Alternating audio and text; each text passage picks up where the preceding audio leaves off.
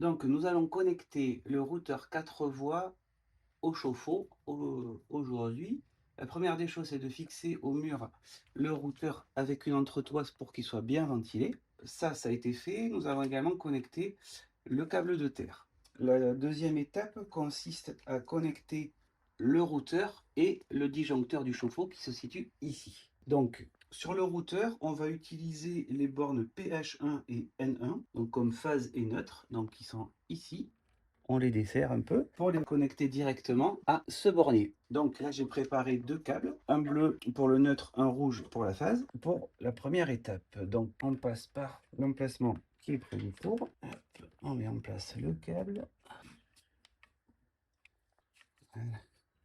Donc ensuite, il va falloir amener les câbles dans le tableau électrique pour rejoindre le disjoncteur. Pour faciliter la tâche, il va falloir passer donc deux jeux de deux câbles lors de l'installation. Donc on va les passer en une seule fois afin de se faciliter le travail. Pour distinguer les deux paires, il y en a une que j'ai pas dénudée, celle-ci, et l'autre que j'ai dénudée. Donc là, je vais les accrocher ensemble et passer derrière le tableau et on se retrouve une fois que c'est fait. Donc on se retrouve une fois les quatre câbles apportés là où c'est nécessaire. Donc les deux câbles qu'on a connectés, c'est pas ceux-là. Ceux qui sont connectés au routeur, c'est ceux-là. Donc pour rappel, ils sont connectés aux deux prises PH1 et N1. Et donc ces deux câbles-là, il va falloir les connecter en lieu et place de ceux du chauffe-eau. Donc je vais les dénuder et une fois qu'ils seront dénudés, on va enlever ceux du chauffe-eau dans le disjoncteur. Voilà, et le neutre.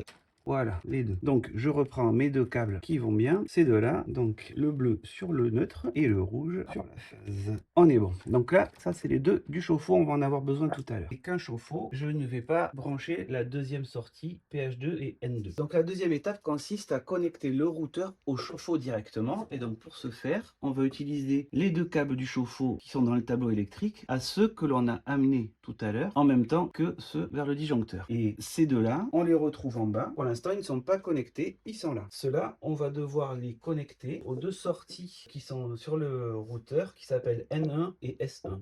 Donc, qui sont ici et ici, côte à côte. Donc, je les passe dans la GPL que j'ai percée. Et donc, ça, on va les faire sortir là, N1 et S1. Pareil, on va les dénuder et les connecter. Donc il nous restera deux choses à faire parce qu'on est équipé d'une batterie. Donc nous avons raccordé ces deux câbles-là sur le routeur, sur les sorties S1 et N1 et nous devons les connecter au fil direct du chauffe-eau. Pour ça, on va utiliser des wagos. Vous pouvez mettre des dominos également. Je ne sais pas si c'est autorisé dans un tableau électrique. Donc voilà, les wagos, il n'y a rien de plus simple à utiliser. Des connecteurs rapides et fiables. Tac, tac. Le rouge avec la phase de mon chauffe-eau et on est bon. Donc sur le routeur, vous pourrez régler les horaires de chauffe que vous pouvez forcer par exemple en heure creuse. Vous n'aurez plus besoin de votre connecteur jour-nuit. Donc là, on a terminé la connexion. Vous aurez à connecter, si vous avez une batterie, la prise ampère métrique qui permet de faire en sorte que la batterie ne se vide pas dans votre chauffe-eau ou dans le tableau de votre maison. Et voilà.